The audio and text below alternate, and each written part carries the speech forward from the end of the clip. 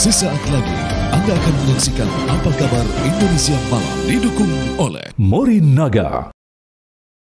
Wadimor, tentu sarung kita.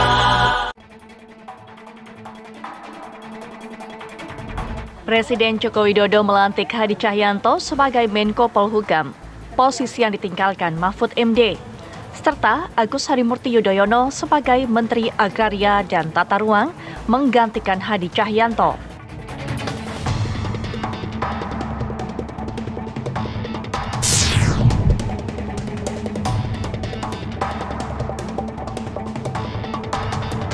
Agus Harimurti Yudhoyono, Ketua Umum Partai Demokrat, hari ini dilantik sebagai Menteri Agraria dan Tata Ruang. Benarkah dilantiknya AHY, yang merupakan putra sulung mantan Presiden Susilo Bambang Yudhoyono, menjadi bukti kedekatan Partai Demokrat dengan Joko Widodo?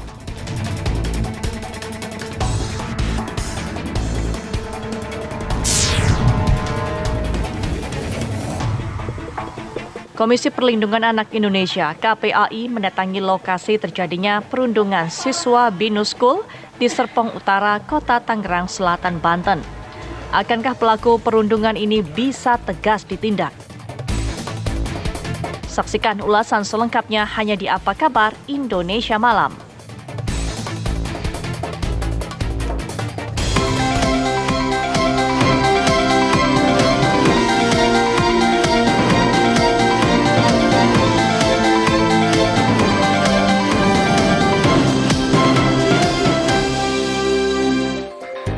Assalamualaikum warahmatullahi wabarakatuh. Selamat malam pemirsa, Anda menyaksikan Apa Kabar Indonesia Malam. Selama 2 jam ke depan, saya Putri Viola akan mengajak Anda nanti untuk bisa mendengarkan perbincangan saya dengan para narasumber untuk bisa melihat, untuk bisa memprediksi bagaimana nanti ke depannya peta politik tanah air setelah Ketua Umum Partai Demokrat AHY ini kemudian diberikan mandat, diberikan kepercayaan sebagai Menteri Agraria dan Tata Ruang. Tapi tentunya saya tidak sendirian dan juga yang saya sampaikan bukan satu-satunya dialog pada malam hari ini. Begitu Ken? Betul sekali Putri Viola, karena saya Ken Anda pemirsa di Apa Kabar Indonesia Malam tentunya juga akan mengajak Anda untuk melihat sebuah fenomena kasus perundungan yang kembali terjadi di lingkungan pendidikan dan melibatkan kalangan siswa di salah satu sekolah menengah atas di Serpong. Kita nanti akan membahasnya apa yang kemudian menyebabkan peristiwa ini kemudian terjadi, bagaimana kemudian sanksi yang tepat diberikan kepada pelaku dan bagaimana pula kemudian bisa mentreatment korban dari kasus perundungan ini. Selengkapnya di Apa Kabar Indonesia Malam untuk Anda.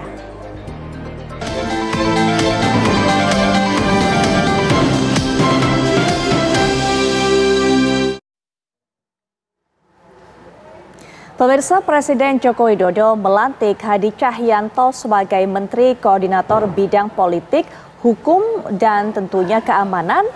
Dan ini juga nanti akan kita lihat juga bagaimana kemudian Agus Harimurti Yudhoyono ini juga dilantik sebagai Menteri Agraria dan Tata Ruang Badan Pertanahan Nasional. Demi Allah saya bersumpah. Demi Allah saya bersumpah. Hari ini Presiden Joko Widodo melantik Hadi Cahyanto sebagai Menteri Koordinator Bidang Politik, Hukum, dan Keamanan Menko Polhukam dan Agus Harimurti Yudhoyono sebagai Menteri Agraria dan Tata Ruang Badan Pertahanan Nasional (ATR) BPN. Pelantikan berlangsung di Istana Negara dan dihadiri para pejabat negara. Dengan dilantiknya Hadi Cahyanto sebagai Menko Polhukam, maka posisi PLT Menko Polhukam yang sebelumnya dijabat Mendagri Tito Karnavian berakhir. Sementara posisi Menteri ATR BPN kini dijabat Agus Harimurti Yudhoyono yang juga merupakan Ketum Partai Demokrat. Setelah pelantikan kedua menteri, Presiden Joko Widodo pun menjabarkan alasannya memilih Hadi Cahyanto dan Agus Harimurti Yudhoyono sebagai Menko Polhukam dan Menteri ATR BPN. Pak Menko Polhukam, kita tahu beliau dulu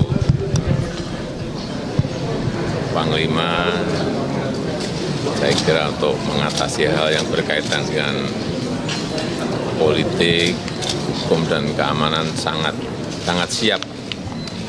Dan saya tadi sudah pesan beberapa hal yang berkaitan dengan keamanan dan ketertiban, dan juga yang berkaitan dengan dukungan terhadap investasi yang akan masuk ke Indonesia. Saya rasa itu. Pertama, ini urusan yang berkaitan dengan Menteri ATR BPN, Mas Agus Harimurti Yudhoyono. Kita tahu beliau ini Ketua Umum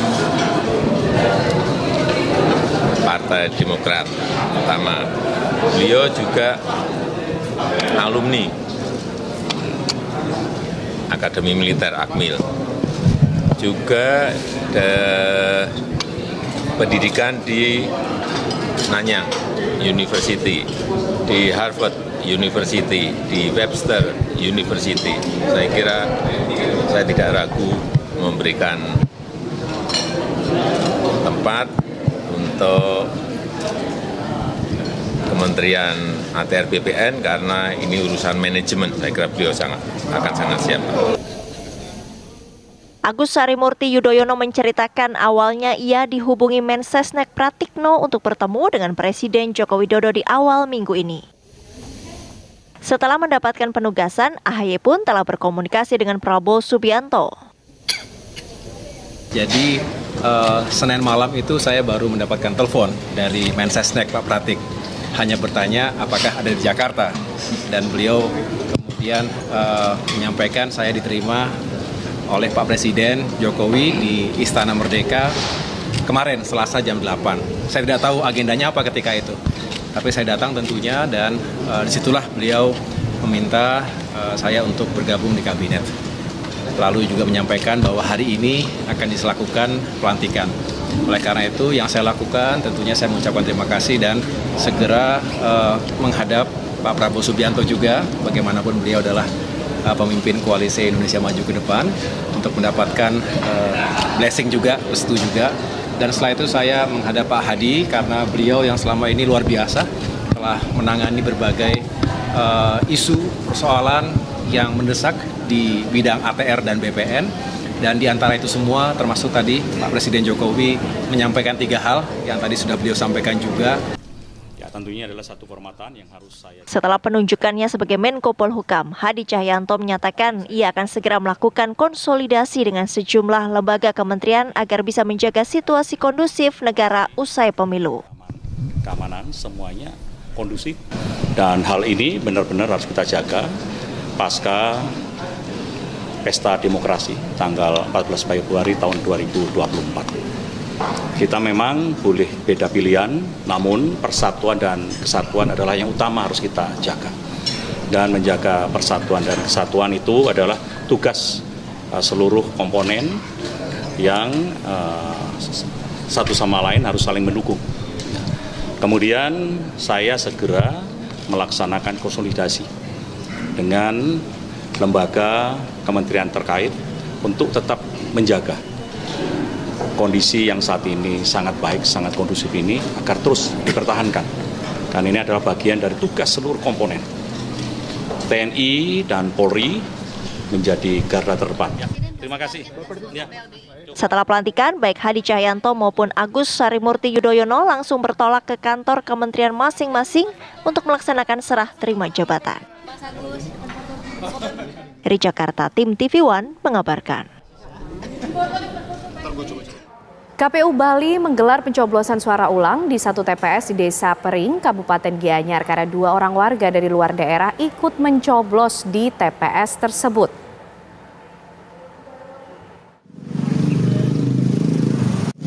Warga yang masuk daftar pemilih tetap di TPS 14 di Desa Pering, Kabupaten Gianyar, Bali ini kembali melakukan pemungutan suara ulang pada Rabu pagi. Pemungutan suara ulang di TPS 14 Desa Pering ini dikarenakan adanya temuan 2 orang warga dari luar daerah yang tidak masuk DPT KUT mencoblos pada saat pemungutan suara tanggal 14 Februari 2024 lalu. Terdapat 271 warga yang masuk ke dalam daftar pemilih tetap di desa ini, di mana pada saat pencoblosan suara ulang ini, semua warga yang masuk dalam DPT dapat kembali menyalurkan hak pilihnya. Sementara di Trenggalek, Jawa Timur ada 3 TPS yang melakukan pemungutan suara ulang, diantaranya TPS 17 Kelurahan Sumbergedong, TPS 12 Kelurahan Kelutan, dan TPS 06 Desa Sukosari.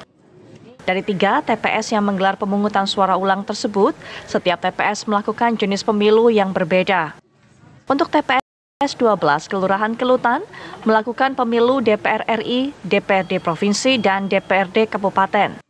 TPS 17 Kelurahan Sumbergedong menggelar pemilu Presiden dan Wakil Presiden. Sedangkan TPS 06 Desa Sukosari menggelar PSU untuk pemilu DPRD Kabupaten.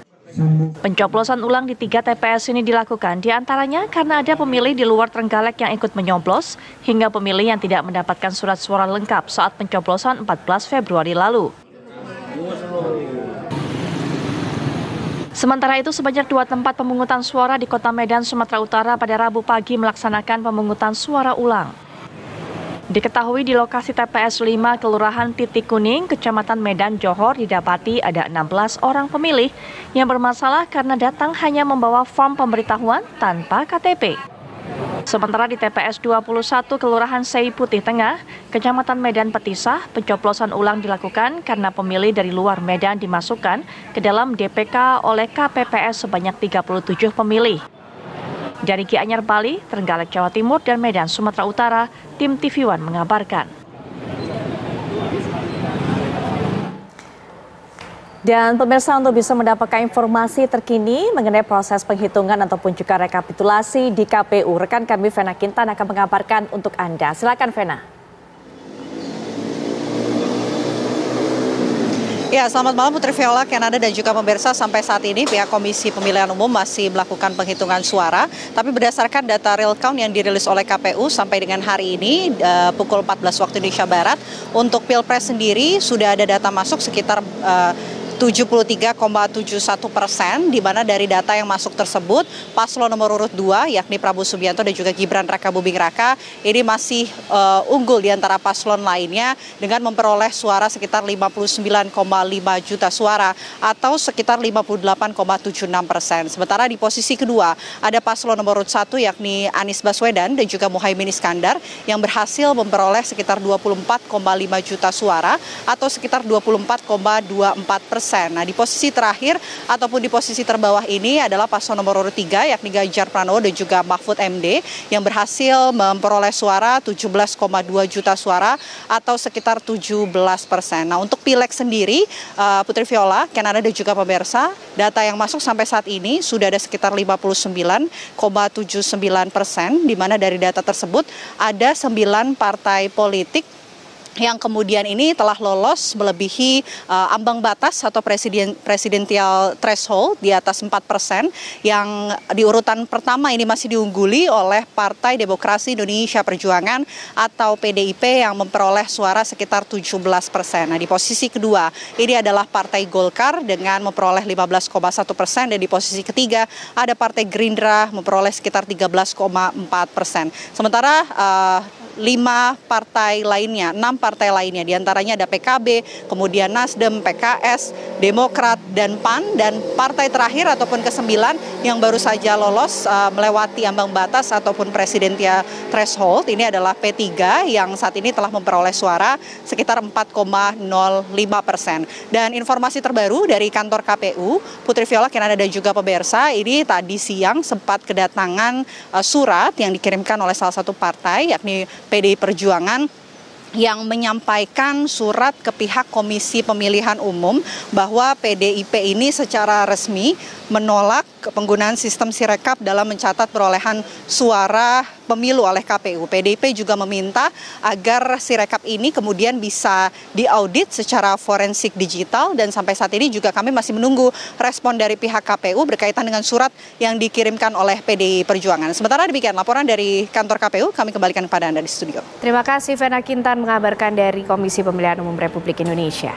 Baik, yang berikutnya pemirsa, politik transaksi atau serangan fajar yang kerap kali terjadi di ajang kontestasi pemilu per 5 tahunan kini tidak lagi laku. Ya, terbukti tanpa kampanye dan serangan fajar, komedian Komeng meraih suara tinggi. Hal serupa juga dialami oleh pengamen jalanan di Wonogiri, Jawa Tengah.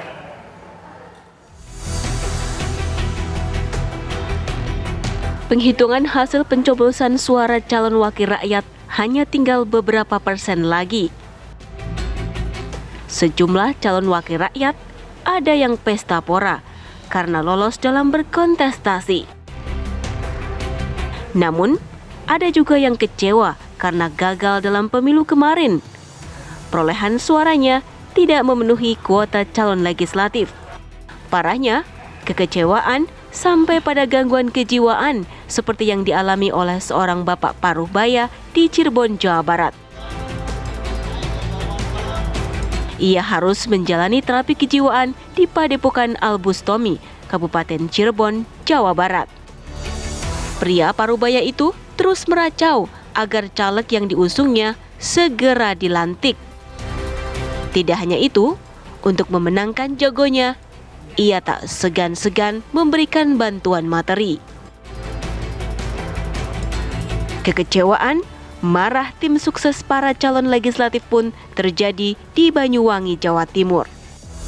Beredar di dunia maya video di mana sejumlah orang mengangkut kembali bantuan paving block di beberapa titik di Jalan Dusun Panjen, Desa Jambewangi, Kecamatan Sempu, Kabupaten Banyuwangi, Jawa Timur.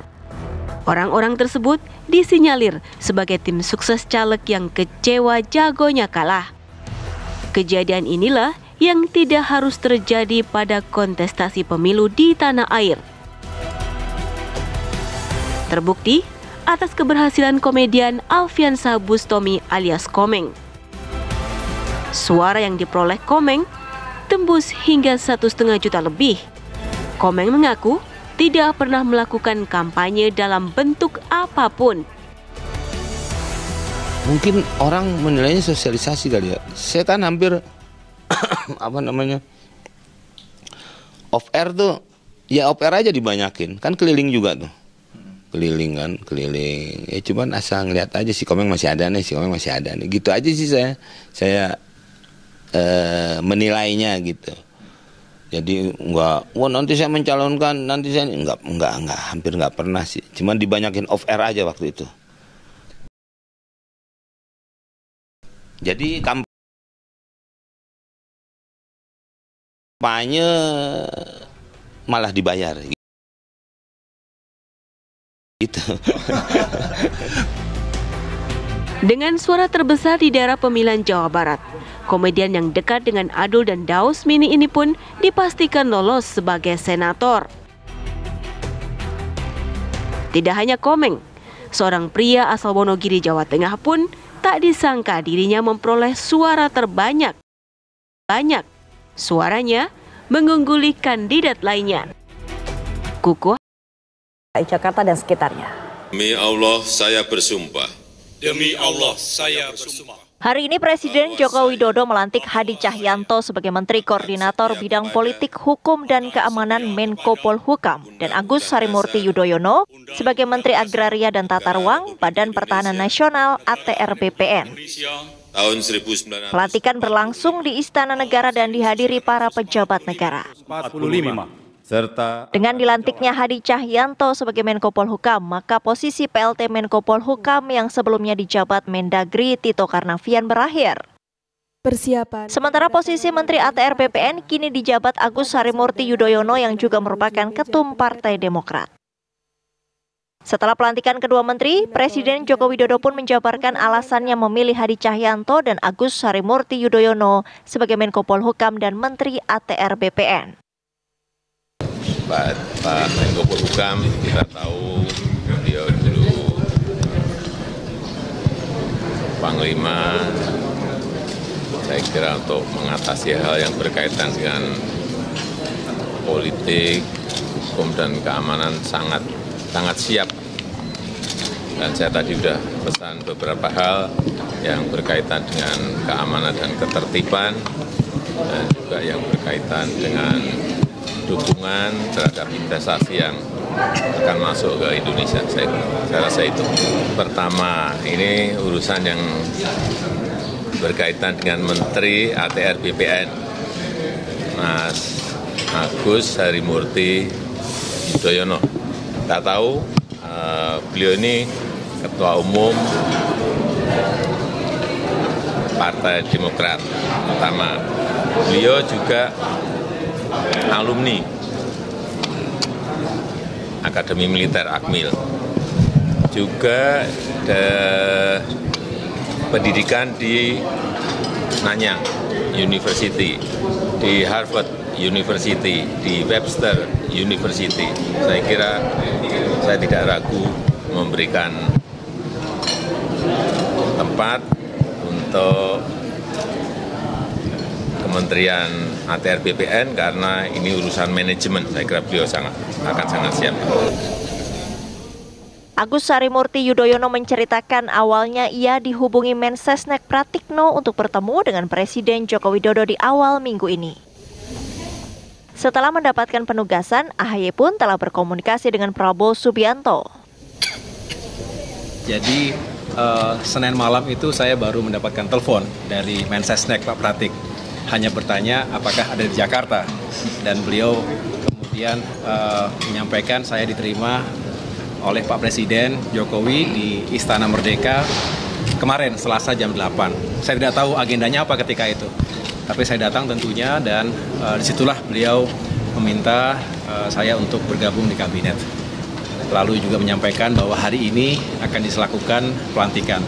Oleh karena itu yang saya lakukan tentunya saya mengucapkan terima kasih dan segera menghadap Pak Prabowo Subianto juga, bagaimanapun beliau adalah pemimpin koalisi Indonesia Maju ke depan, untuk mendapatkan blessing juga, restu juga.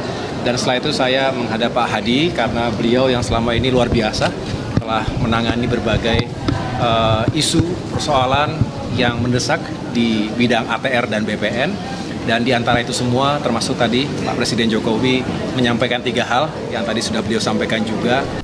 Ya tentunya adalah satu kehormatan yang harus Saya tidak ragu untuk memberikan kepercayaan kepada Mas AHY. Nah, itu yang disampaikan oleh Presiden Joko Widodo usai melantik Mas AHY sebagai Menteri ATR BPN. Mas AHY juga bercerita kepada media hari Senin, ini kemudian ditelepon oleh Pak Pratikno. Hari Selasa pagi, jam 8 pagi bertemu dengan Presiden Joko Widodo. Dan hari Rabu akhirnya dilantik sebagai Menteri Agraria dan Tata Ruang. Kemudian kita juga bertanya-tanya apa kemudian efek kedepannya, apa dampaknya dengan masuknya Ketua Umum Partai Demokrat ini ke dalam jajaran kabinet dalam peta politik di tanah air. Sudah hadir di samping saya para narasumber yang akan memberikan pandangannya selaku juru bicara Partai Demokrat. Ada Mbak Diska Putri Pamungkas. Assalamualaikum warahmatullahi wabarakatuh. Selamat malam Mbak Diska. Selamat malam Mbak, ketemu lagi kita. Sibuk sekali hari ini sepertinya. Hari ini. Oke, baik. Dan juga nanti akan memberikan pandangan kepada kita selaku pengamat politik Mas Hendri Satrio. Assalamualaikum warahmatullahi wabarakatuh Mas Hensat. Saya yakin nggak janjian tapi matching. Ya. Selamat ya Diska ya. Terima kasih Bang. Oke, dan juga untuk bisa memberikan pandangan juga bergabung melalui daring sudah hadir pakar sosiologi politik yaitu Prof. Suwaib Amiruddin. Assalamualaikum warahmatullahi wabarakatuh. Selamat malam Prof. Suwaib. Waalaikumsalam warahmatullahi wabarakatuh, Mbak. Selamat malam. Selamat malam, Mbak Diska dan Mas Henry. Iya. Oke, Mbak Diska mungkin juga bisa berbagi cerita dengan kita terlebih dahulu. Mbak Diska, ini kan sudah cukup lama Partai Demokrat tidak menjadi bagian dari pemerintahan, dari kabinet, sudah 9 tahun. Ketika kemarin juga masuk dalam koalisi perubahan, awalnya sempat juga didekati, didatangi oleh koalisi-koalisi yang ada di seberang, tapi masih kukuh pendiriannya. Nah, kemudian saat ini sudah ada dalam pasangan 02, kemudian saat ini diberikan juga mandat oleh Presiden Jokowi, akhirnya menerima, akhirnya menjadi bagian dari parlemen. Apa kemudian yang menjadi dasar pemikiran dari Demokrat ini? Iya, tentu kami tidak mau mundur terlalu ke belakang bagaimana kemudian koalisi perubahan yang kemudian kita tahu ada banyak hal-hal yang tidak etik dan segala macam. Kita tentu tidak mau kembali lagi ke sana, tapi tentu kalau kami Partai Demokrat saat kemudian berkomitmen untuk masuk dalam koalisi Indonesia Maju, lalu kemudian setelah berkomitmen dengan koalisi Indonesia Maju, tentu kami sudah melakukan banyak diskusi dan juga kesepahaman dan juga menitipkan aspirasi kepada partai-partai pengusung yang kemudian juga saat ini berada di pemerintahan begitu. Jadi tentu ini adalah bagian dari bentuk dari kesepahaman dan juga jadi selama ini tentu selama koalisi ini berlangsung tentu sudah banyak komunikasi yang lebih intens tentu dengan partai-partai pengusung di pemerintahan begitu. Tapi tentu kalau melihat hari ini tentu kita juga harus melihat apa yang disebutkan Pak Jokowi kemarin, Pak Jokowi tadi pagi bahwa tentu ini bukan hanya sekedar melihat Mas AHY sebagai Ketua Umum Partai Demokrat, tapi melihat Mas AHY sebagai salah satu aset bangsa. Salah satu tadi Pak Jokowi sempat bilang bahwa Pak Jokowi seperti memberikan CV bagaimana Mas Ahaye cukup mumpuni, sangat mumpuni untuk masuk ke dalam jajaran pemerintahan beliau. Tentu ini adalah, kami melihat ini sebagai tanggung jawab dan juga tentu ini adalah, Mas Ahaye ini adalah seorang prajurit, tugas adalah kehormatan. Kalau negara memanggil maka kita akan selalu siap untuk memberikan kontribusi yang terbaik. Jadi ini tentu adalah bagian dari bagaimana Partai Demokrat bisa berkontribusi ke pemerintahan. Mungkin selama ini, selama 9 tahun kita melihat kita hanya bisa melakukan aspirasi dari luar, tapi saat ini mungkin kita bisa berbuat lebih banyak untuk masuk di pemerintahan, juga membantu Pak Jokowi begitu, dan tentulah aspirasi yang selama ini hanya mungkin bisa kita suarakan, saat ini tentu kita bisa melakukan lebih banyak lagi, berkontribusi untuk bangsa dan negara begitu. Iya. Mas Hensat, kalau Pak Jokowi ini yakin, percaya bahwa Mas Ahaye ini mumpuni, mampu. Bahkan tadi Mbak Diska juga cerita, ini kayaknya bacain CV Mas Ahaye begitu kan. Tapi kenapa percayanya baru sekarang? Kenapa kemarin enggak? Karena kita sempat ramai dengar nih Mas, waktu Mentan kemudian diganti, wah ini kayaknya Mas Ahaye nih, tapi kok nggak bukan pada saat itu? Kenapa baru sekarang? Apalagi sebenarnya coba ditunggu, dibuktikan oleh Pak Jokowi terhadap Mas Ahaye ini? Saya sebetulnya termasuk yang kaget ya, Ahaye masuk ke kabinetnya Pak Jokowi. Karena menurut saya secara hitung-hitungan politik, Ahaye ini bisa menjadi lawan tanding yang luar biasa untuk Mas Gibran. Ya, Ahaye ini kan Adi Makayasa, Harvard lulusan terbaik, ketua umum partai politik. Jadi saya melihatnya agak kecil kemungkinannya masuk di kabinetnya Pak Jokowi, tapi akhirnya masuk kan. Alasan saya ya itu aja gitu, ini bakal jadi lawan yang luar biasa untuk Gibran gitu. Maka saya berpikir juga ini kenapa kemudian akhirnya masuk. Kalau dari kinerja, sekeren-kerennya Mas Ahaye, sebagus-bagusnya skill yang dia miliki, 8 bulan di ATR BPN, saya rasa nggak banyak yang bisa dilakukan. Kan better late than never, Mas. Ya itu dia. Makanya menurut saya masuknya Ahaye ini more to political issue. Jadi lebih ke isu politik lah. Apa aja? Misalnya yang pertama tadi ya, kenapa kemudian masuknya sekarang? Satu kan jelas memang kebutuhannya ada. Mungkin juga ada perannya Pak Prabowo. Karena kita masih ingat beberapa hari yang lalu Pak SBY dan Mas Ahaye ketemu Pak Prabowo. Gitu ya. Elected President versi hitung cepat lembaga survei. Dan Pak SBY di situ bilang, sini sekarang komandannya saya nih, Pak Prabowo, gitu ya. Itu mungkin yang pertama. Kemudian yang kedua, di dalam koalisi 02, ketum-ketum parpol yang lolos ke Senayan, cuma Mas Ahaye yang belum menteri. Pak Prabowo menteri, Pak Julhas menteri, Pak Airlangga menteri. Demokrat belum nih ketumnya. Oh ya udah nih, mumpung ada lowong lah, supaya semuanya lengkap, ya. Ahaye jadi menteri. Kemudian alasan selanjutnya, ini ada hak angket yang sedang digembar-gemborkan, ya, maka harus solid ini koalisinya.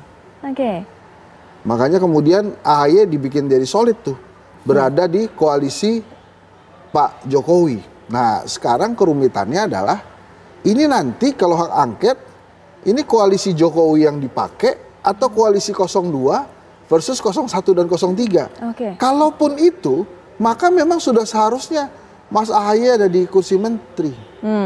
Dan ini kan bagus untuk awalan nanti kelanjutan kalau mau diteruskan ya ke kabinet selanjutnya, kan Mas Ahaye sudah ada. Minimal sekarang ada jabatan baru nih, menteri.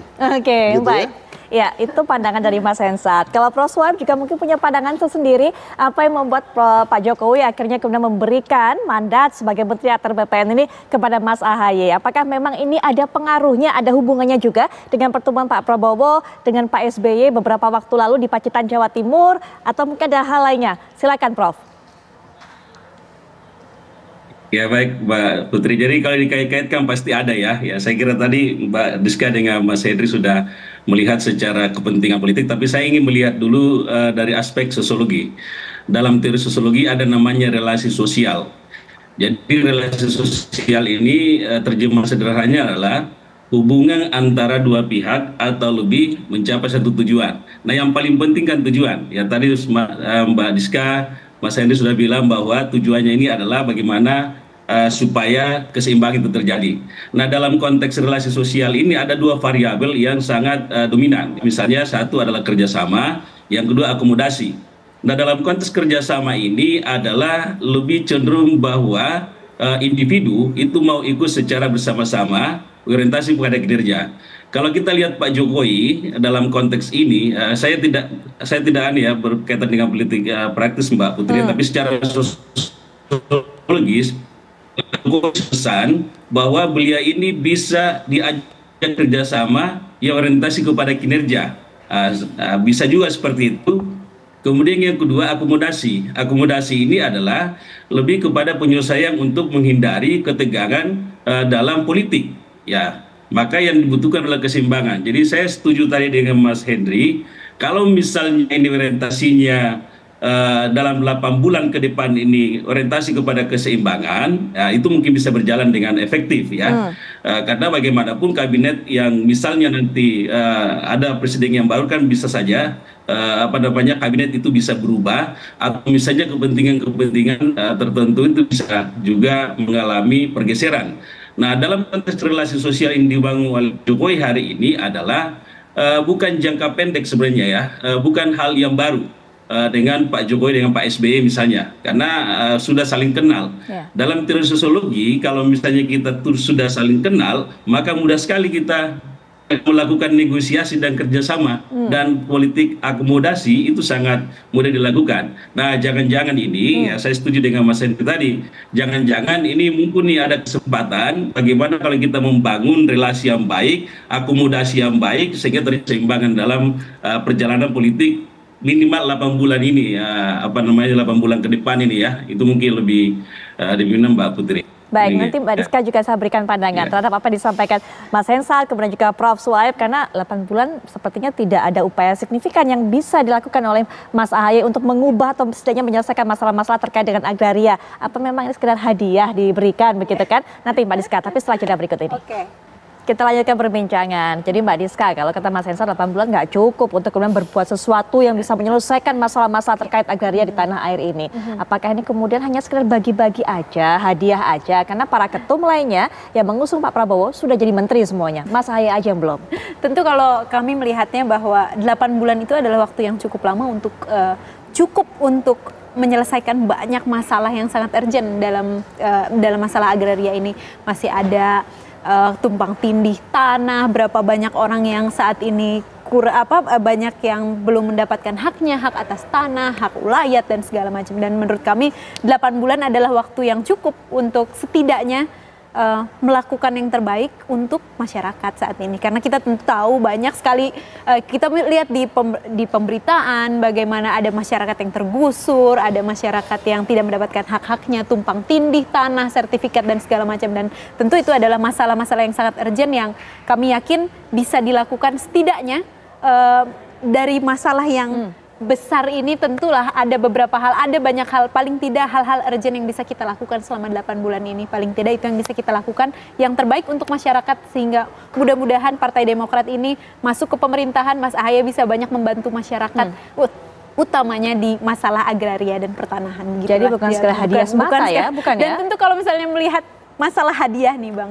karena kalau kita melihat sekarang tentu ini bukan sesuatu hal yang seolah-olah hitam dan putih, apalagi kalau melihat bahwa karena misalnya ada suara-suara sumbang yang bilang bahwa karena ini adalah Partai Demokrat bagian dari koalisi kemudian di tahun 2024, tapi kan kita juga melihat bahwa saat ini di partai koalisi pemerintahan sendiri masih banyak partai-partai politik lain yang berbeda jalan. Kemudian pada pemilu 2024 misalnya ada PDIP, ada Nasdem, ada PKB dan masih banyak lagi partai lainnya, tapi tentu masih ada dalam pemerintahan. Tentu ini adalah, menurut saya ini adalah bentuk bahwa bangsa ini tuh terlalu besar untuk dikeroyok sendiri, memang harus dibuat bersama-sama. Dan saya melihat bahwa ini adalah caranya Partai Demokrat untuk bisa bekerja sama, bermitra dengan partai-partai politik lain yang sebelumnya saat ini sudah ada di pemerintahan untuk melakukan yang terbaik untuk bangsa dan negara gitu. Jadi tentu ini bukan masalah hadiah atau apa, tapi tentu apalagi kalau melihat tadi CV yang dibacakan Pak Jokowi terhadap Mas Ahaye, saya melihat bahwa Pak Jokowi melihat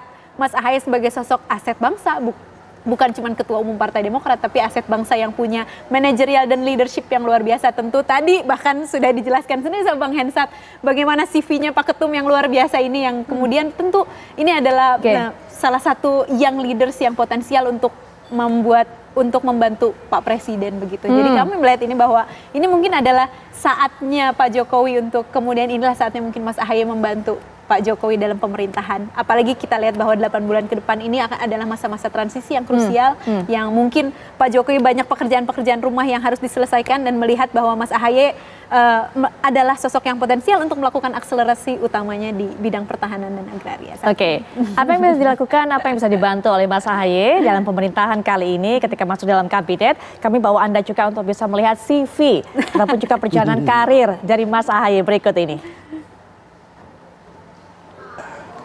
Nah, Anda juga bisa saksikan.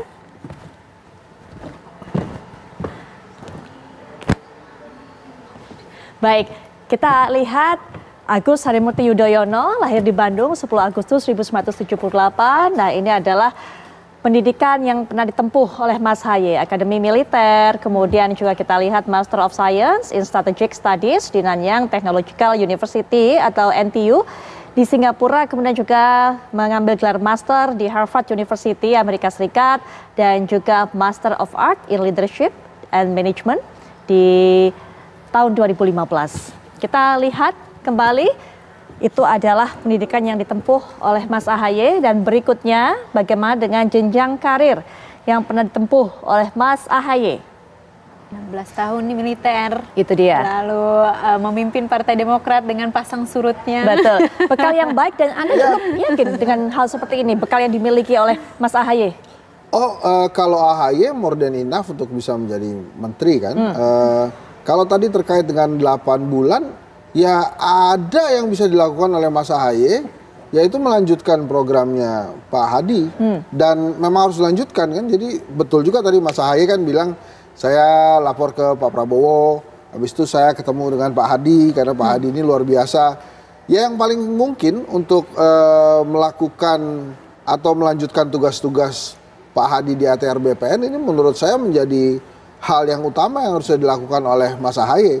Karena kalau untuk membuat program baru, mungkin waktunya tidak cukup. Tapi kalau untuk akselerasi percepatan penyelesaian program-programnya Pak Hadi atau menteri-menteri ATR BPN sebelumnya, ya bisa saja dilakukan dan bisa selesai mungkin di 8 bulan. Dan jangan lupa, di ATR BPN ini kan salah satu kementerian yang punya wamen ya. Nah, ini mungkin wamennya harus mau bekerja sama dengan Mas Ahaye ya. Jadi jangan kemudian mentang-mentang dilantik, sama-sama dilantik oleh presiden, maunya jalan sendiri-sendiri gitu. Jadi kan kasihan Pak Jokowinya juga.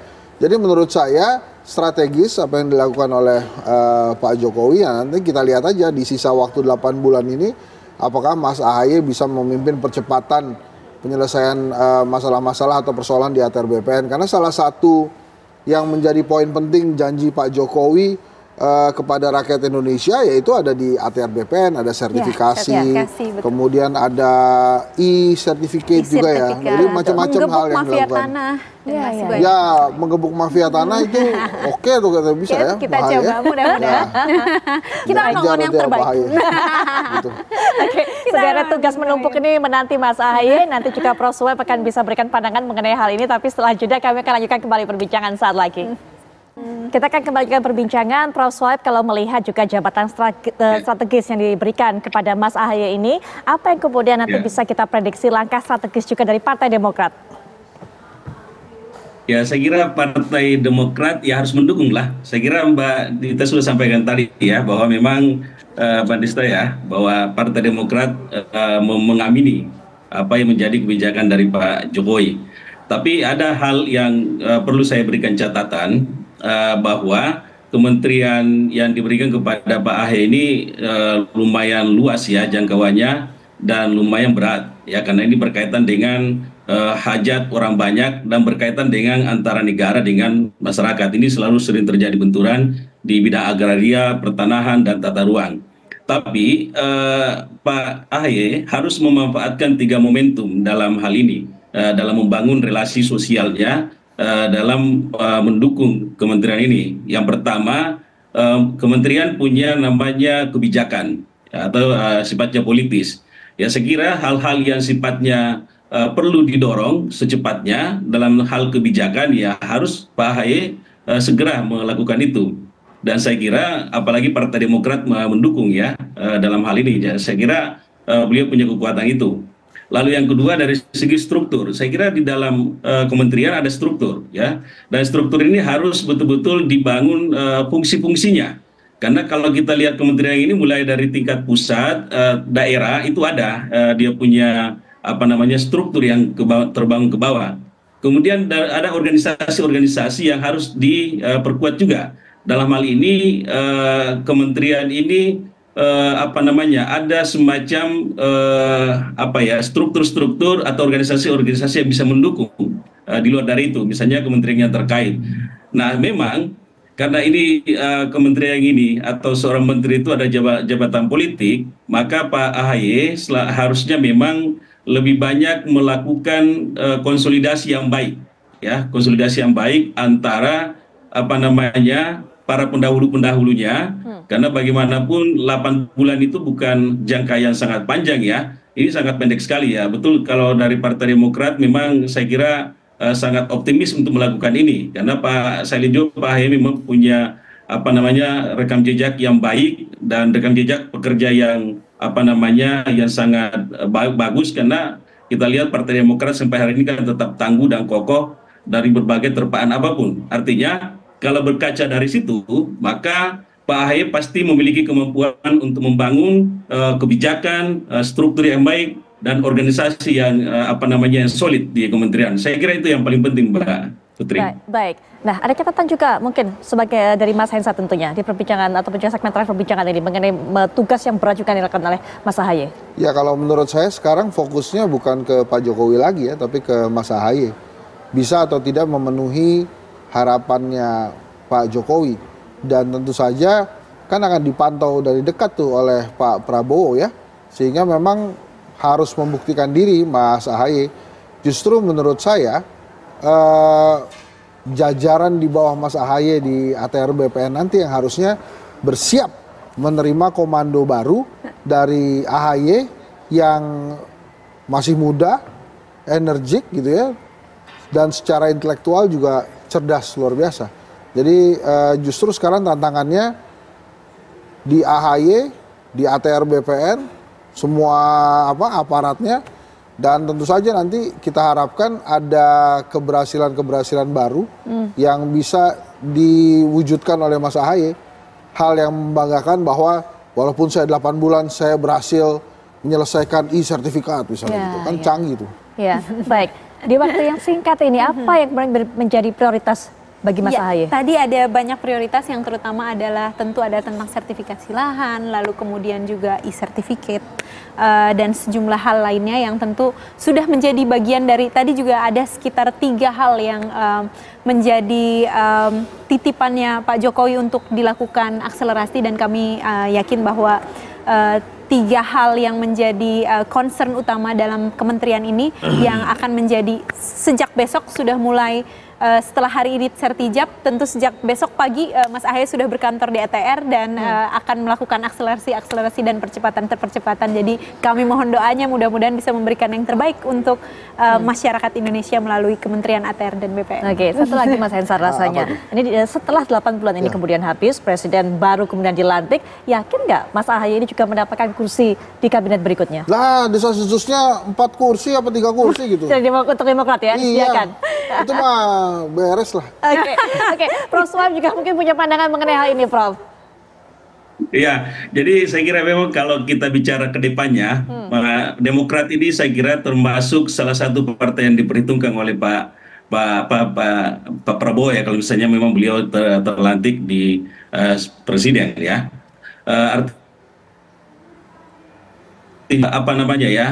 Kinerja yang harus ditonjolkan. Jangan sampai beliau dianggap tidak bisa menyelesaikan persoalan-persoalan di internal ATR gitu.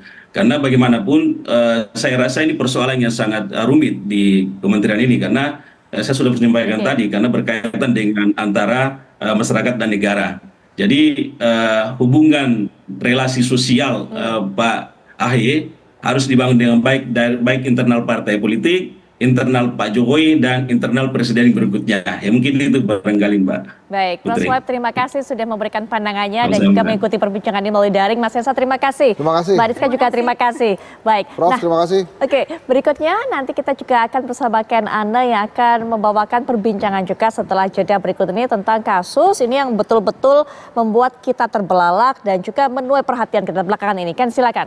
Ya betul sekali Putri Viola dan juga pemirsa, jangan beranjak karena sesaat lagi Apa Kabar Indonesia Malam bersama saya Ken Ana akan mengajak Anda untuk melihat suatu peristiwa atau fenomena sosial yaitu kasus perundungan yang melibatkan siswa di kalangan sekolah menengah atas di kawasan Serpong dan bahkan ada sejumlah anak pesohor di negeri ini yang terlibat dalam kasus perundungan tersebut. Usai jeda pemirsa. Dengan mengenakan jaket berwarna biru gelap, korban perundungan SMA Binus School pada Selasa sore mendatangi P2TP2A di Jalan Rawabuntu, Tangerang Selatan, Banten. Selain didampingi sang orang tua, KPAI juga turut mengawal kedatangan korban. Kedatangan korban ke P2TPA2A ini guna mendapatkan bantuan psikologis karena saat ini kondisinya masih mengalami trauma mendalam. Dia Pusparini selaku komisioner KPAI mengatakan jika pihaknya beserta P2TP2A selalu siap mendampingi korban. Memang kondisi anak identitas itu yang penting tadi kami memastikan apakah sudah mendapatkan pendampingan psikologis dan anak masih butuh pemulihan.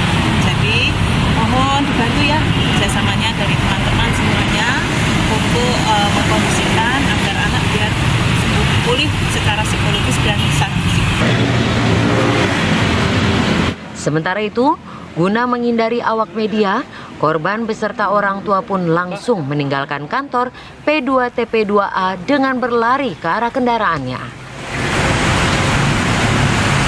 Dari Tangerang Selatan, Banten, Milhan Wahyudi, TV One mengabarkan. Ya, Anda masih menyaksikan Apa Kabar Indonesia Malam pemirsa, dan kali ini saya akan ajak Anda untuk mencari tahu apa yang sebenarnya terjadi dari sebuah fenomena kasus perundungan yang mungkin tidak kali ini saja terjadi. Mungkin ini satu hal yang berulang terjadi kembali melibatkan kalangan siswa di salah satu sekolah menengah atas di Serpong, dan saya tidak akan sendiri. Saya sudah bersama dengan Mbak Hanifah Hasnah, kriminolog kita. Selamat malam Mbak Hanifah. Malam Mbak Ken. Terima kasih sudah hadir dan juga bergabung melalui sambungan Zoom ada Pak Tri Purwanto dari P2TP2A Tangerang Selatan. Selamat malam Pak Tri. Malam, selamat malam. Ya, Pak Tri, informasinya ini pelaku, korban maupun juga pihak-pihak yang terlibat dalam kasus perundungan ini sudah hadir ke P2TP2A. Bagaimana Pak perkembangannya sejauh ini? Oh ya, baik. Mungkin dikonfirmasi dulu yang hadir di kantor kita, di kantor PTD PPA ini korban ya. Oke. Karena sesuai dengan tupoksi kita, pendampingan terhadap korban-korban kekerasan terhadap perempuan dan anak, mungkin itu. Dan yang sudah kita lakukan terhadap korban juga sudah kita lakukan pemeriksaan psikologi terhadap korban.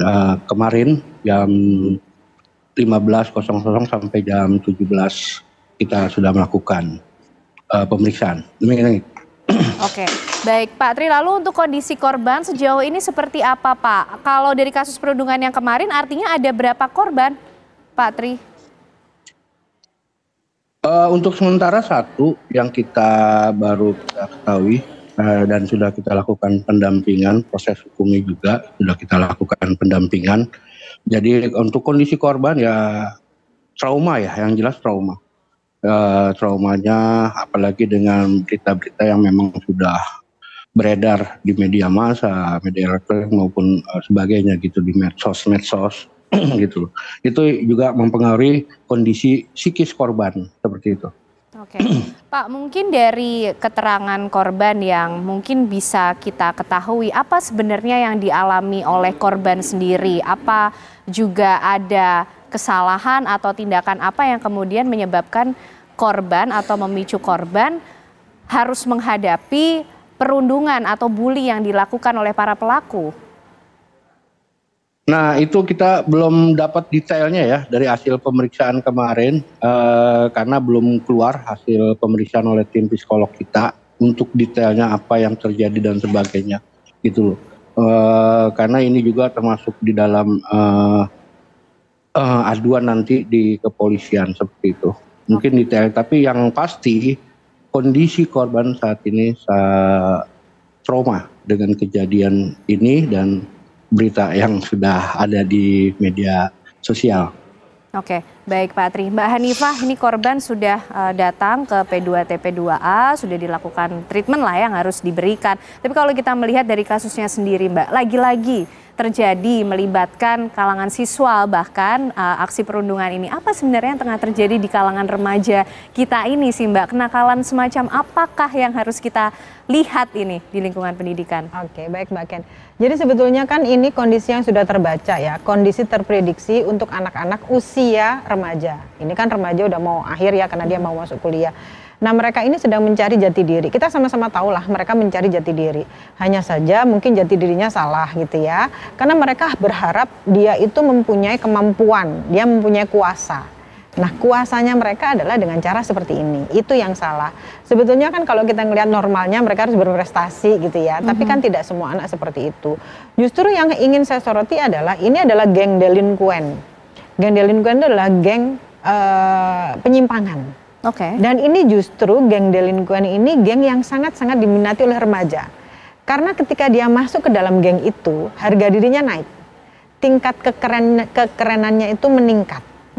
Tapi dia harus melakukan konformitas. Konformitas atas semua aturan yang dilakukan atau ditentukan oleh geng itu. Misalnya ketika masuk ke geng ini harus mau dipukulin dulu. Berarti kan ada yang salah. Kenapa kita harus merelakan dipukulin? Berarti ada konsep diri yang kurang, ada konsep diri yang negatif gitu ya, sehingga dia mau diperlakukan seperti itu. Pun pelaku, kenapa dia mau sampai melakukan itu kepada orang lain? Apakah nggak ada lagi empatinya? Apakah dengan dia seperti itu dia merasa keren, dia merasa hebat gitu ya? Ada konformitas, ada peer group, ada peer pressure. Jadi yang sudah masuk kelompok itu harus menganiaya orang lain biar dia menjadi kuat gitu ya. Karena apa ketika dia ditepokin sama teman-temannya dia merasa bahwa oh ini loh aku keren, aku hebat, aku dihormati, aku ditakuti. Ini yang menjadi fenomena sekarang yang terjadi di anak-anak sekarang. Sehingga mereka lebih suka mendapatkan kehormatan dengan cara kekerasan. Dan akhirnya kemudian mungkin bisa kita katakan bukan rela ya, akhirnya menerima untuk menerima sikap-sikap yang dilakukan oleh para pelaku ya, begitu. Ketika ini dilakukan secara turun-temurun yang artinya menjadi warisan kebencian dan warisan kekerasan, akhirnya dia merasa bahwa ketika aku mau masuk ke geng-geng yang keren, yang dianggap keren dalam tanda kutip, ya aku harus mau diperlakukan seperti itu. Harusnya kan harga dirinya nggak seperti itu. Aku nggak mau dong masuk ke situ. Aku nggak apa-apa kok nggak masuk geng seperti itu gitu kan. Berarti ada yang salah. Ada konsep dari yang mana? Salah. Ada konsep yang salah. Kenapa dia seperti ini? Bagaimana orang tuanya itu mengasuh selama ini sehingga membentuk anak yang bisa menjadi korban dan membentuk anak yang menjadi pelaku. Kalau memang korban ini merelakan diri loh ya, walaupun nggak ada korban yang merelakan diri gitu ya. Tapi kalau dia melakukan konformitas berarti kan ada yang salah gitu. Lalu bagaimana orang tua korban selama ini, pelaku selama ini mengasuh anak ini sehingga membentuk anak-anak yang agresivitasnya terlalu tinggi. Seperti itu. Oke, Mbak Hanifah, menarik kita bicara nanti juga melangkah ke proses parenting yang nampaknya cukup penting ya, mengambil peran dalam bagaimana seorang anak kemudian beradaptasi di lingkungan. Tapi Pak Tri, apakah korban ini juga menyampaikan keterangan, bercerita soal geng ini, Pak? Ya, kalau untuk geng ini memang dia cerita. Jadi ternyata geng ini sendiri, informasi yang kita dapat memang sudah berdiri dari udah lama ya, udah ada generasi ini generasi yang jadi generasi pertama, generasi kedua, ketiga dan seterusnya sebelum generasi ke-9 ini tidak ada kekerasan gitu loh. Tapi pas di generasi 9 ini kekerasan dalam hal tadi kasarnya prospek lah gitu loh, terjadi kekerasan seperti itu dan ini dialami oleh korban di saat masuk geng ini gitu. Jadi sebetulnya geng ini sudah ada gitu loh. Jadi kalau di istilah kata tuh namanya warung ibu gaul, kalau warung ibu gaul. Terusnya gengnya namanya geng itu ya. kita tahu. Nah itu seperti itu. Tapi katanya di generasi yang sekarang ini terjadi kekerasan dalam perengkutan anggota lah. Oke. Artinya korban mengkonfirmasi bahwa geng ini memang melakukan proses seperti itu untuk perekrutan dan korban ini menjalani itu sebagai suatu proses untuk masuk ke dalam geng tersebut, Pak Tri? Nah untuk intinya begini, korban hanya menyampaikan mengalami kekerasan seperti itu, gitu loh, menyampaikan kekerasan seperti itu yang dia harus lalui, gitu loh, untuk diterima kasarnya gitu, untuk diterima di situ. Nah untuk detailnya memang kita belum dapat karena hasil pemeriksaan kemarin itu belum keluar. Mungkin nanti juga itu termasuk dalam hal berita acara yang akan diberikan kepada pihak kepolisian nantinya. Oke, baik Pak Tri. Mbak Hanifa, kalau mendapatkan informasi penjelasan dari yang disampaikan Pak Tri tadi soal apa-apa saja mungkin ya yang coba untuk diungkapkan yang diceritakan korban, bagaimana kemudian mungkin bisa menjahit kronologinya seperti apa nanti dan apa yang bisa kita tangkap kemudian, tapi dijawabnya nanti Mbak Hanifa. Usai jeda kami masih akan kembali untuk Anda pemirsa.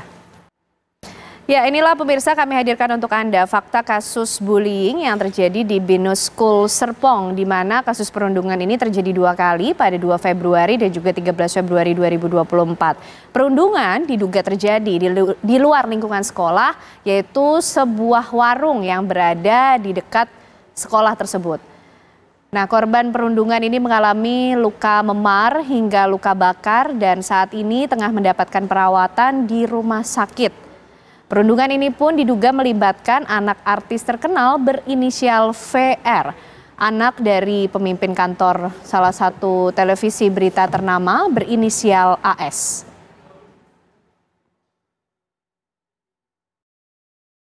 Ya, kita kembali dulu mungkin ke Pak Tri untuk menambah informasi, memperkaya informasi kita ya Mbak Hanifa nanti untuk dianalisis lebih lengkap. Nah Pak Tri, apakah juga terdapat informasi yang disampaikan oleh korban bahwa geng ini juga terdiri dari sejumlah nama anak-anak pesohor di negeri ini, Pak Tri?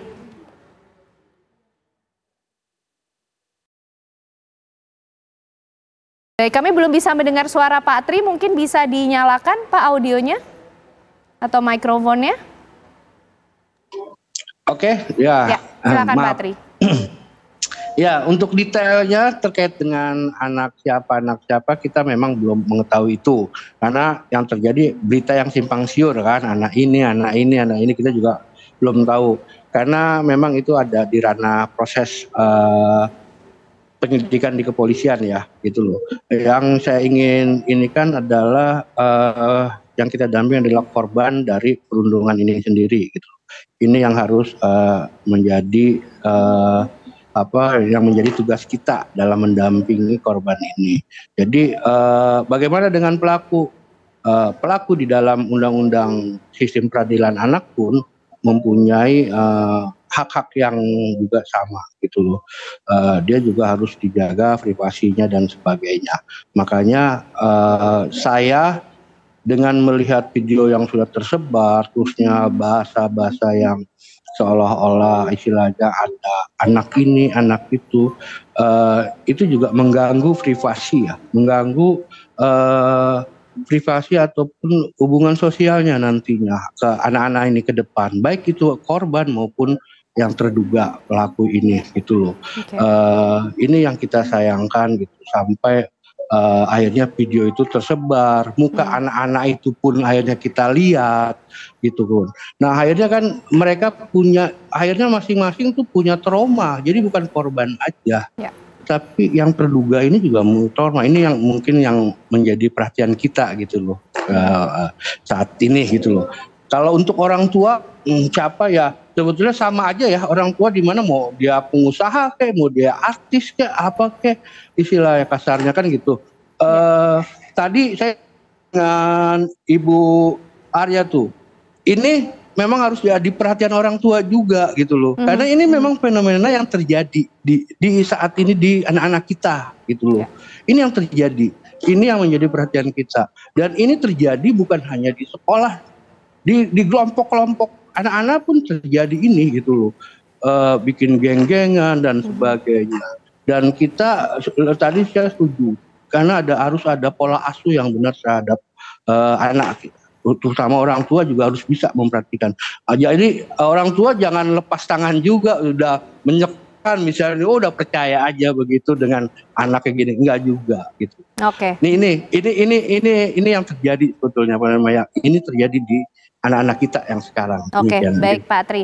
Nah, Mbak Hanifah, mungkin tidak hanya berlangsung di lingkungan sekolah, bisa saja di kelompok-kelompok sosial di lingkungan remaja ya. Tapi kemudian bagaimana peran sekolah, peran orang tua yang kemudian menjadi penting dalam mencegah terjadinya kasus perundungan semacam ini, Mbak. Kalau kita juga bicara sanksi, mungkin informasi yang kita dapatkan, pelaku ini mendapatkan sanksi tegas dari pihak sekolah, akhirnya dikeluarkan dari sekolah tersebut.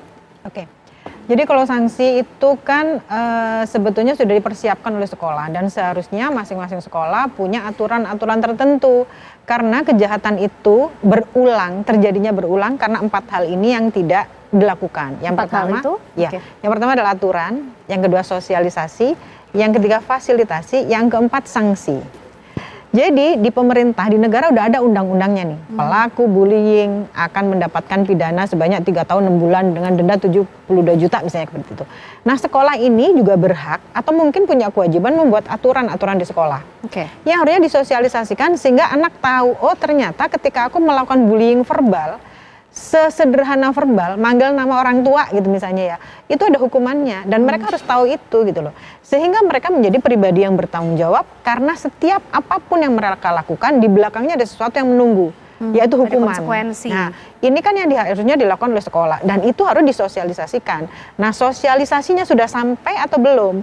Jangan-jangan aturan itu sudah ditulis dan ditandatangani oleh orang tua ketika masuk ke sekolah, tapi anaknya tidak sampai. Makanya ketika upacara bendera atau pertemuan lah atau ada acara apa setiap hari Senin biasanya, anak-anak disampaikan, mungkin mereka harus bisa hafal gitu loh. Ketika mereka melakukan bullying, mereka melakukan tawuran, mereka menggunakan narkoba, aturannya jelas dari sekolah itu. Sehingga ketika ada kejadian, surat peringatannya jelas. Ketika melakukan bullying verbal, hukumannya adalah SP1 misalnya gitu. SP1 itu apa? Ketika mereka melakukan kekerasan sehingga si korban itu luka berat, hukumannya apa? Jadi nggak ada lagi perkataan, kok berat banget hukumannya. Itulah hukuman atau akar dari aturan yang sudah ditentukan oleh sekolah. Lalu bagaimana? Apakah nggak ada perlindungan? Ada perlindungan, pastinya ada ya gitu ya. Dan anak ini kan harus dikembalikan ke orang tua. Karena bagaimanapun juga anak-anak ini yang membentuk adalah orang tua. Nah tapi Mbak Hanifah begini, kalau kita bicara dari kasus ini, akhirnya pelaku ini dikeluarkan. Sanksi, level sanksinya sudah tepatkah untuk kemudian kasus yang tengah dihadapi? Kalau untuk sekolah itu aturannya seperti itu, ya ini sudah sangat tepat. Karena sekolah itu menepati janjinya sendiri, aturannya sendiri. Kan aturan tidak boleh dilanggar, dia yang bikin gitu ya. Selanjutnya seperti apa? Anak ini kan milik orang tua. Jadi orang tua lah yang bertanggung jawab. Misalnya nih, ini udah kelas 12, anak jadi susah nyari sekolah. Itu resiko. Jadi biar anak juga belajar bahwa hidup ini harus bertanggung jawab terhadap apapun yang dia lakukan, gitu. Terus sekarang gimana ini perlindungan terhadap anaknya kan nggak ada karena mukanya sudah tersorot. Kita harus ingat dunia sudah berubah gitu loh. Kita sudah hidup di dunia media gitu. Dan ketika kita melakukan hal kecil pun muka kita akan kelihatan di mana-mana. CCTV ada di mana-mana. Gitu kan? Dan kasus ini akan bergulir ketika ada saksi dan bukti. Nah, bukti itu antara lain adalah bukti-bukti video tadi itu. Siapa yang melindungi? Sudah nggak bisa dilindungi karena sudah tersebar kemana-mana. Ini juga yang harusnya disampaikan ke anak-anak bahwa kamu tidak hanya dilihat oleh malaikat, kamu dilihat oleh manusia. Dan manusia itu cara menyebarkannya lebih horor mungkin daripada malaikat gitu ya. Seperti itu. Baik, Pak Tri mungkin juga bisa menambahkan ataupun merespon kalau di era sekarang Pak nampaknya privasi kita sepakat bahwa privasi anak ini penting untuk dijaga. Tapi kemudian mengontrol bagaimana dunia maya ini juga sebegitu aktif mencari tahu informasi di balik siapa pelaku, siapa korban, siapa orang tua dari pelaku. Bagaimana mengenai hal ini Pak Tri? Ya, jadi gini, di Undang-Undang Perlindungan Anak itu yang mempunyai kewajiban adalah bukan hanya aparat pemerintah saja, tapi masyarakat juga dalam memberikan perlindungan terhadap anak. Itu poin pertama.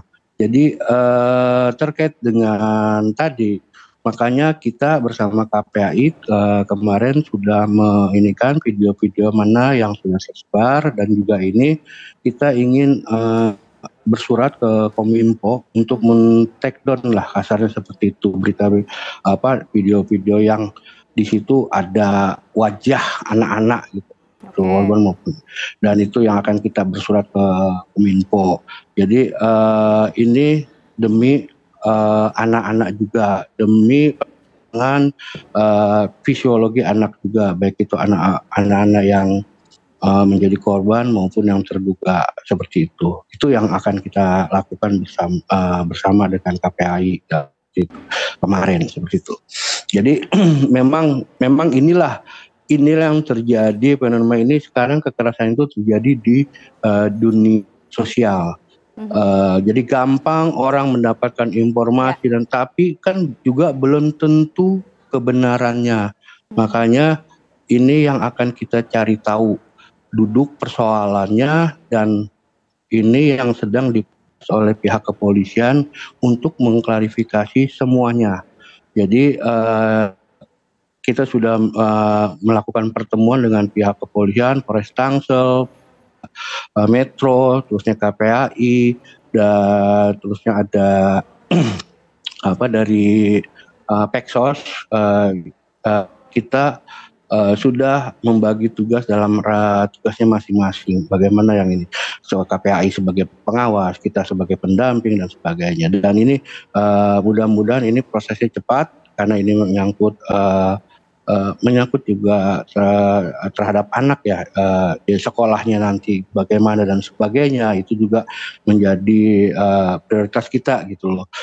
Terkait dengan anak yang dikeluarkan, misalnya dikeluarkan pun kita juga harus punya solusinya, karena di Undang-Undang Perlindungan Anak itu tidak serta-merta harus sekolah itu mengeluarkan tanpa ada solusinya, karena di Undang-Undang Perlindungan Anak itu hak pendidikan adalah menjadi hak anak untuk mendapatkan pendidikan, jangan sampai terputus. Dan ini sering kita lakukan sosialisasi, dan sering kita memfasilitasi sekolah-sekolah yang memang jika ada seperti ini kita fasilitasi untuk sekolah di mana, tergantung dari memang anak ini kan pendidikannya seperti itu. Oke, Mbak Hanifah, kalau tadi kita bicara soal perlindungan kelanjutan dari anak-anak ini, baik itu dari pelaku maupun juga korban, yang kita sepakat masih punya banyak waktu sebenarnya untuk mungkin berbenah, kemudian mendapatkan hak yang baik pula di semua sektor, termasuk juga pendidikan.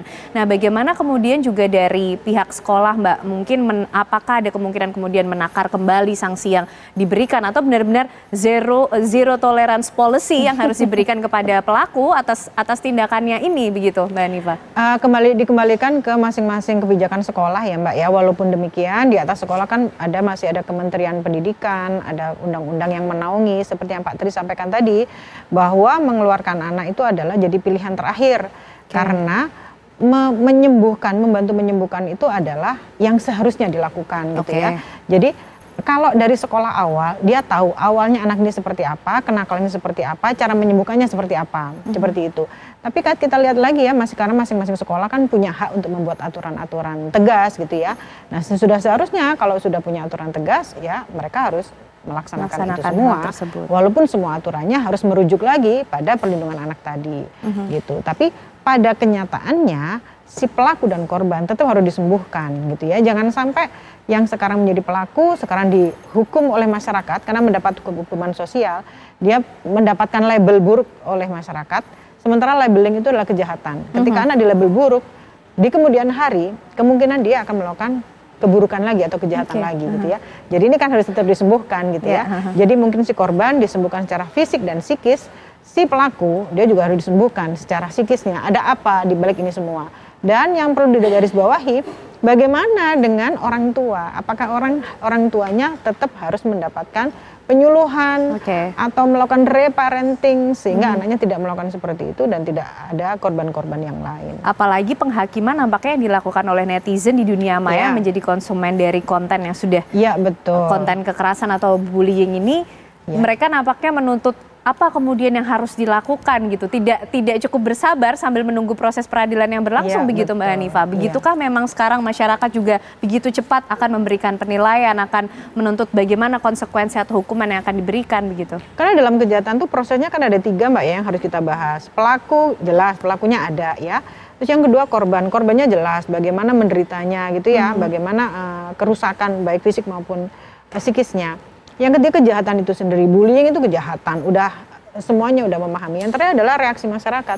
Ketika masyarakat ikut merespon dengan baik, maka kasus-kasus seperti ini harusnya bisa terkawal dengan baik. Harapannya adalah tidak ada kejahatan lagi di kemudian hari, karena masyarakat selalu menyorot gitu ya. Tapi kalau masyarakat diam, mungkin kejadian ini itu akan hilang juga gitu. Tapi ketika masyarakat menyorot, ini akan terus dikawal kontrol sampai sosial selesai. juga ya Mbak ya? Nah, kontrol sosialnya itu ada di situ. Jadi bersyukurlah masyarakat kita tuh masih aware dengan hal-hal seperti ini sehingga mengawal terus. Oke, baik. Nah Pak Tri, kalau di P2TP2A sendiri, adakah juga informasi yang sudah berhasil dihimpun dari pihak sekolah Pak, Binus School sendiri dari peristiwa ini? Ya, justru tadi pagi kita sudah melakukan kunjungan ke sekolah ya, sekolah Binus untuk mengklarifikasi apa yang beredar di media sosial dan di surat kabar ya. Kita verifikasi, katanya ada yang udah di DO dan sebagainya, kita verifikasi. Jadi bukannya DO tapi daring. Jadi anak-anak ini ini kan belajarnya melalui daring, jadi melalui Zoom gitu. Jadi tidak ada, belum ada DO. Itu keterangan yang kita dapat dari pihak sekolah. Terus terkait teknis hukumnya dan proses hukumnya juga pihak sekolah juga akan membantu gitu, untuk itu. Oke, baik. Mungkin itu yang masih kita tapakan. Nah, Mbak Hanifa ini mungkin update ya langsung dari Pak Tri juga. Ternyata sekolah mengambil langkah, mungkin menghitung ulang atau menakar ulang. Tadi siswanya ternyata mungkin belum sampai keputusan di DO atau dikeluarkan, tapi belajar secara daring. Gimana Mbak? Itu betul, karena anak kan udah dikembalikan ke orang tua. Ketika daring kan berarti anak dalam pengawasan orang tua. Artinya ada reparenting di situ gitu ya. Orang tua mengenal lebih jauh anaknya, mengetahui kenapa anaknya melakukan hal itu, terus memberikan contoh-contoh yang baik, menjadi teladan yang baik, membentuk seorang anak berkepribadian baik ketika dia harus punya hubungan sosial. Karena kan mereka tetap harus punya hubungan sosial, mereka harus berkonflik. Karena hidup ini kan isinya tentang konflik, tapi bagaimana cara dia itu mengelola konflik itu menjadi hal yang baik, bukan menjadi hal yang buruk. Berarti ini adalah sekolah sudah melakukan hal yang seharusnya. Karena aturan yang dari sekolah tadi itu sudah selayaknya disinkronkan dengan aturan-aturan yang ada di pemerintah. Seperti yang tadi disampaikan Pak Tri, bahwa DO itu adalah jalan terakhir, sekarang dikembalikan ke orang tua dengan cara daring, itu berarti dikembalikan ke orang tua untuk mendapatkan bimbingan kembali. Ini tentu menjadi challenge dan PR tersendiri bagi orang tua, terlepas dari siapa orang tuanya, begitu Mbak? Betul. Ini memberikan efek tersendirikah pada proses parenting yang ternyata cukup penting kepada seorang anak? Ya, jadi kepada siapapun ya, karena kejadian bullying ini terjadi pada siapapun gitu ya. Baik orang yang punya maupun orang yang nggak punya, yang cantik maupun yang tidak gitu, yang pinter atau yang enggak. Ini kan atau bukan, public figure atau bukan. Orang zaman dulu maupun zaman sekarang, yang membedakan adalah tingkat kemampuan untuk mengontrol diri, kekuatan mental masing-masing generasi itu berbeda. Gitu. Nah, kenapa anak-anak zaman sekarang itu mentalnya segitu lembeknya gitu? Ada apa ini? Apakah karena orang tua juga yang mendidik anak menjadi anak yang lemah? Atau faktor apa lagi? Nah, dengan dikembalikan ke orang tua, biarlah orang tua yang berkaca ada apa ini dan melakukan reparenting yang baik. Oke, tentu ini menjadi suatu pelajaran yang penting ya, tidak hanya bagi sekolah tapi juga orang tua untuk masa depan anak-anak Indonesia yang lebih baik. Tentunya tidak ada lagi kasus perundungan, harapannya ya Mbak ya, apalagi di lingkungan pendidikan. Mbak Hanifa Hasna, terima kasih sudah bergabung malam hari ini, sudah berbagi informasi dan pengetahuan bersama kita di Apa Kabar Indonesia Malam, dan juga Pak Tri Purwanto, P2TP2A dari Tangerang Selatan. Terima kasih Pak sudah bergabung malam hari ini atas waktunya di Apa Kabar Indonesia Malam. Anda masih menyaksikan Apa Kabar Indonesia Malam. Pemirsa, truk tangki pengangkut BBM terjun ke Sungai Gelagah di Jalan Nasional Tegal, Purwokerto, Brebes, Jawa Tengah. Ke dasar kali Gelagah semalam ya. Terjunnya truk ke dasar sungai menjadi perhatian warga sekitar. Ini adalah jembatan Kaligaga. Truk terjun ke dasar sungai dari jembatan setinggi hampir 30 meter. Kecelakaan diduga akibat sang sopir mengantuk. Sopir truk dilaporkan tewas di lokasi kejadian. Truk pengangkut solar ini dalam keadaan kosong dan hingga saat ini tengah didalami peristiwanya oleh Satlantas Polres Brebes.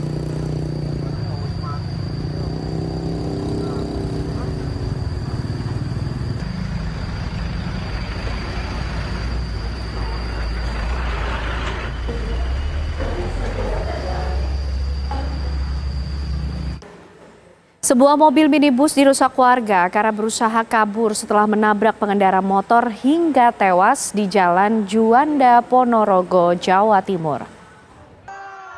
Inilah video amatir yang merekam detik-detik kemarahan warga yang berusaha menggulingkan minibus jenis Avanza di Jalan Raya Halim Perdana Kusuma, Desa Tajuk, Kecamatan Siman, Ponorogo.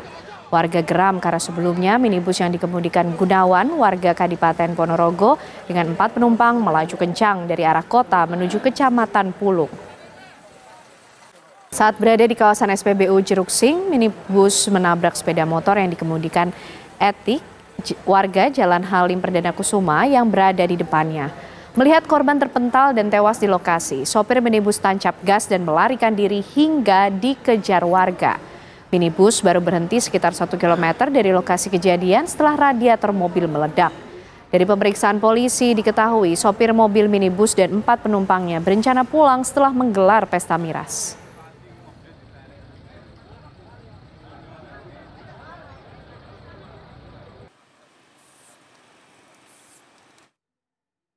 Kebakaran hebat terjadi di kawasan Cilincing, Jakarta Utara dan meludeskan sejumlah bangunan, kendaraan motor dan mobil pada dini hari tadi. Warga Jalan Kampung Sawah, Semper Timur, Cilincing, Jakarta Utara panik dengan api yang cepat membesar dan melahap sejumlah bangunan. Sempitnya akses menuju lokasi sempat membuat petugas damkar kesulitan tiba di lokasi dengan cepat. Kebakaran ini menghanguskan 7 bangunan yang terdiri dari bengkel, agen sembako, dan rumah warga, serta kendaraan berupa 2 sepeda motor dan 1 mobil. Tidak ada korban jiwa dalam peristiwa ini. Menurut petugas, api timbul dari salah satu platform rumah warga. Diduga kebakaran ini terjadi akibat korsleting listrik.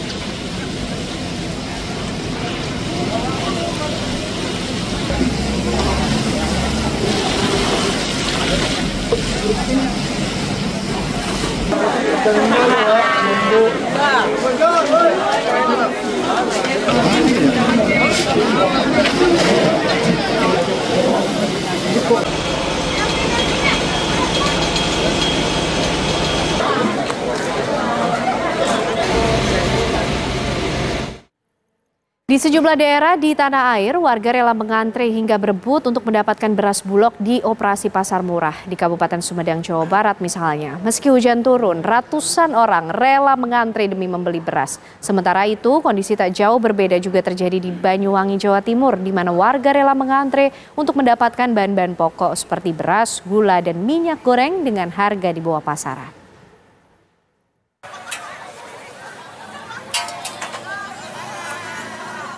Warga beramai-ramai mendatangi alun-alun Situ Raja, Kabupaten Sumedang, Jawa Barat. Meski hujan turun, ratusan orang rela mengantre demi membeli beras murah dalam operasi pasar beras murah yang digagas pemerintah Kabupaten Sumedang. Di operasi pasar, harga beras yang dijual pemerintah cukup terjangkau. Untuk kemasan beras 5 kg dibanderol Rp50.000. Masing-masing orang mendapatkan jatah pembelian 2 paket beras dengan berat total 10 kg. Beras pun laris manis terjual. Tak sedikit warga yang kecewa lantaran stok beras langsung habis di Rabu pagi. Operasi pasar beras murah tersebar di 5 titik di wilayah Kabupaten Sumedang, yaitu di alun-alun Sumedang Kota, Kecamatan Tanjung Sari, Kecamatan Cimanggung, Sumedang Utara, Sumedang Selatan, dan Kecamatan Situ Raja.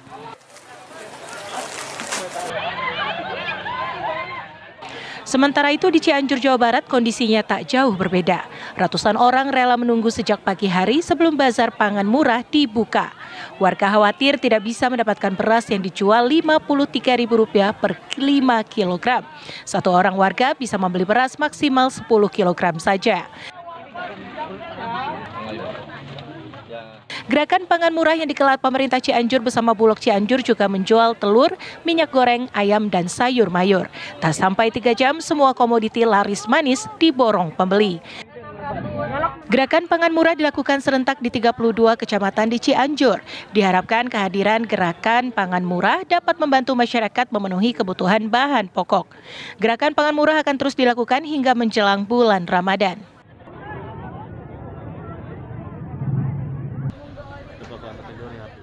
Ratusan orang berbondong-bondong mendatangi pasar murah yang dikelar pemerintah Kabupaten Banyuwangi dan Bulog di kawasan Pasar Banyuwangi Rabu pagi. Warga rela mengantre untuk mendapatkan bahan-bahan pokok seperti beras, gula, dan minyak goreng dengan harga di bawah pasaran. Harga beras medium misalnya yang kini sedang naik di kisaran angka Rp80.000 per 5 kilogramnya di pasar murah hanya dijual dengan harga Rp51.000 per 5 kilogram. Gula dapat dibeli dengan harga Rp15.000 per kilogram dan minyak goreng dengan harga Rp14.000 per liter. Tujuan digelarnya pasar murah adalah untuk menekan sejumlah harga bahan pokok yang kian melambung tinggi. Operasi pasar murah rencananya akan digelar secara bergantian di sejumlah titik per kecamatan. Dari Sumedang dan Cianjur, Jawa Barat, Banyuwangi, Jawa Timur, Tim TV One mengabarkan. Informasi tersebut pemirsa mengakhiri kebersamaan kita di Apa Kabar Indonesia malam hari ini, Putri. Betul sekali, Ken, dan juga setelah jeda Anda bisa menyaksikan Indonesia Business Forum bersama Caca Anissa yang akan membahas mengapa beras menjadi langka dan juga naik harganya. Dan besok kami akan kembali lagi pukul 18 waktu Indonesia Barat, jangan sampai Anda lewatkan. Saya Putri Viola. Saya Ken Ana dan teman-teman yang bertugas pamit. Terima kasih, selamat malam, sampai jumpa.